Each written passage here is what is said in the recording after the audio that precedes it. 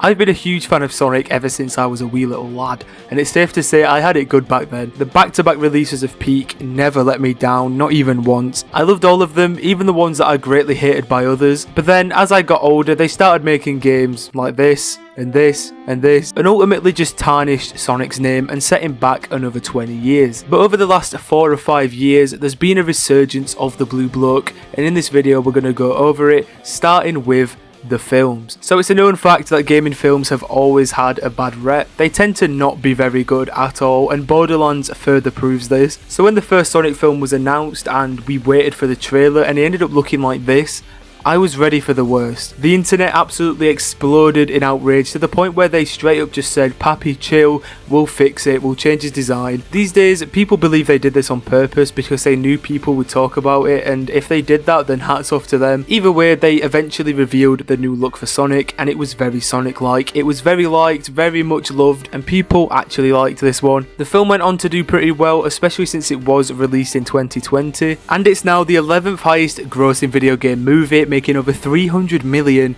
with a budget of 85 million. Sonic 2 saw even more success, being the 5th highest grossing with 405 million earned with a budget of 100 million. And with a third film coming out with Shadow himself in it, I'm positive Sonic 3 will see even more success than the previous two. I'm guessing a solid 500 million box office. Call me crazy, I think it's going to happen. But now we will move on to the series. I'll not talk much on them since I didn't actually watch any of them, but we have Sonic Prime and the Knuckles series that was on Amazon Prime or whatever it was on. While the stats are hard to find, it seems Sonic Prime did the best with over 82.1 million hours watched in its first 6 months of release. This is just for the first season. There is 3 seasons altogether, but out of over 18,000 series and movies, this ranks Sonic Prime at 137th, which is a pretty solid spot. And when it comes to Knuckles, it had very mixed reviews, mostly positive, so I'm taking it as a dub. A lot of people talked about it. It was pretty damn popular if you ask me, so I'm gonna say it was a success. But with that out of the way, we are now onto the games, the thing that truly made Sonic the Hedgehog he is today. We're going to be talking about the games that came after Forces, because that was the absolute downfall of the series. I think that's the lowest point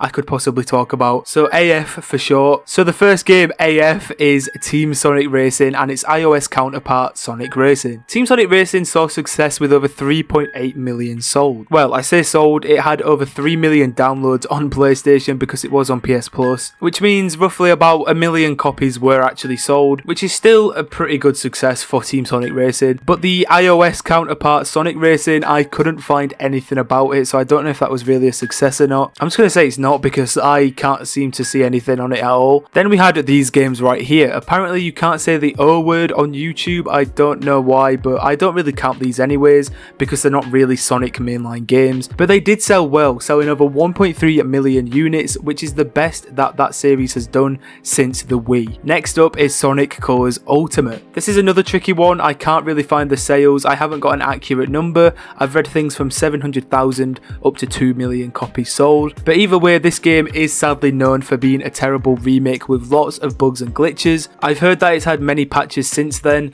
but apparently it's still not the best game. I have recently bought it, so I am going to try it out myself. I'm going to be optimistic and pretend that there were never anything bad said about it. But either way, it must have done well enough because it inspired Sega to make more remasters and remakes. Swiftly moving on to Sonic Origins. If you don't know what Sonic Origins is, it's just a remaster of all the old Sonic games put into one. It sold over 1 million copies, so again, a very, very good for 2D Sonic. Swiftly moving past Origins, we have Sonic Frontiers, and this game is definitely something. It broke records for the franchise, being the highest selling 3D Sonic game with over 3.5 million sales, and Sega themselves have come out and said that this was 3D Sonic's make or break game. Thankfully, it did incredibly well with a well-received free DLC on top to make it even better. If you haven't played it, I highly recommend it because it is peak Sonic gameplay. We then have the murder of Sonic the Hedgehog, a very different game where the Sonic cast play a murder mystery game. Or is it something much worse? I couldn't tell you because I haven't played it. I know I'm such a big fan, but this free-to-play game did incredibly well also, with tons of overwhelmingly positive reviews on Steam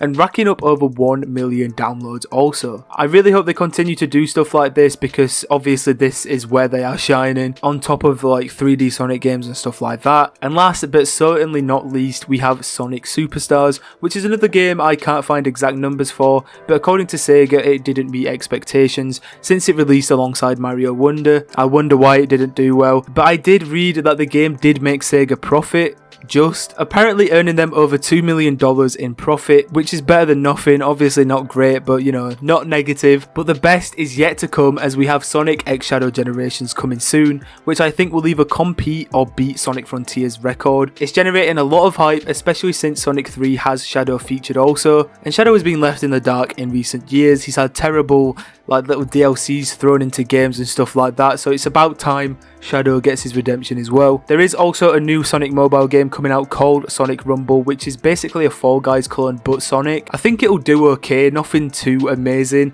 unless it is ported onto console. If they do manage to do that, I think it will actually be a decently received game, but only time will tell. But all in all, I'm glad Sonic has finally made his comeback. It may have took a while, but he's finally back in the limelight and making Sega some good money, doing it with quality products. Sure, there's been some hiccups here and there, but Sega have regained the fans' trust and have proven that they're on track to make Sonic bigger and better. But what do you think about Sonic's comeback? Let me know down in the comments, and if there's any other franchises you want me to cover, let me know in the comments. I'm down to, listen to some ideas. But that is it for this video. I'll see you guys in the next one.